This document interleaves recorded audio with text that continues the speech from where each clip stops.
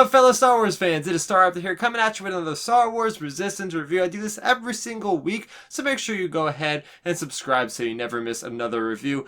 Today, we are talking about Season 2, Episode 8, titled Rendezvous Point. I think this episode really brings the series back to greatness. We know Resistance as being a show that could really have some high notes and some low notes as well. We've been in this region where we've not really been doing too much with the plot in my eyes. It's been kind of spinning its wheels a little bit, but then we get this episode and we're dealing with the things I wanted the show to keep dwelling on, which is the First Order and Tam Ryvora.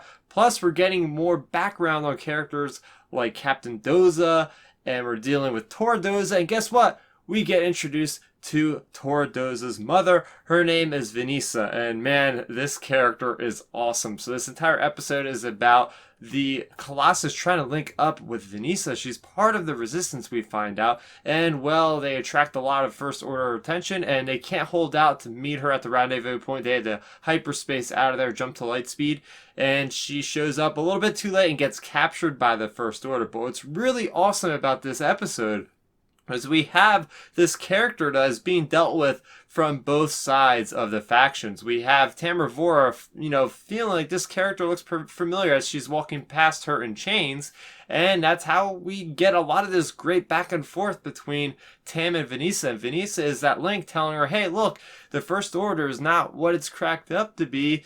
Like, just seriously think a little bit. Try not to get brainwashed. Like, this is not working out. And she's really planting the seed in Tam Ryvora, who I strongly believe will defect from the First Order. But then at the same time, we're showing different scenes about Tor Doza and about what she's feeling and feeling like kind of depressed because she's not able to meet her mother. They meet her on her birthday every single year, and that's really funny because I don't think on screen we've really ever seen about somebody's birthday in Star Wars. So yes, we got this kind of real life mechanism in Star Wars, and it makes a lot of sense. But just the fact that she's dealing with this grief that she's not able to meet with her mother, and then you have Kaz consoling her in a way, it's just, this episode really felt like it was a great kind of character development episode for a number of characters. I really did enjoy it. But the way this episode opens was just shocking. I actually had to check to see if I fast forwarded or something by accident, because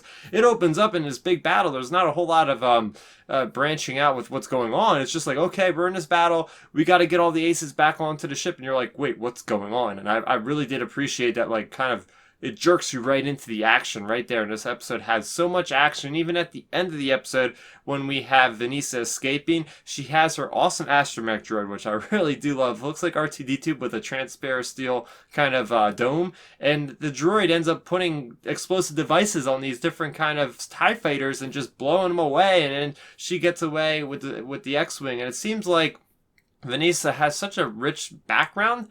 I would actually like to see some kind of animated show around her and Yeager, because apparently her and Yeager were in a rebellion, so she's seen lots of action. She even mentions at one point about the Churk at Bakura, right? So Bakura is a big Legends planet, the Truce at Bakura, right? There's lots of cool stuff, and I even think it might have been in the Thrawn trilogy. It's been so long since I read those books, but all in all, this was a great Resistance episode. I think it is definitely one of the highlights of Season 2, and I don't think this is the end of this character. I think we're going to see her pop up. Just think, she is their Resistance kind of person, their liaison in a way. If the Colossus can link up with her, they'll find out where Leia is now after the events of Crate.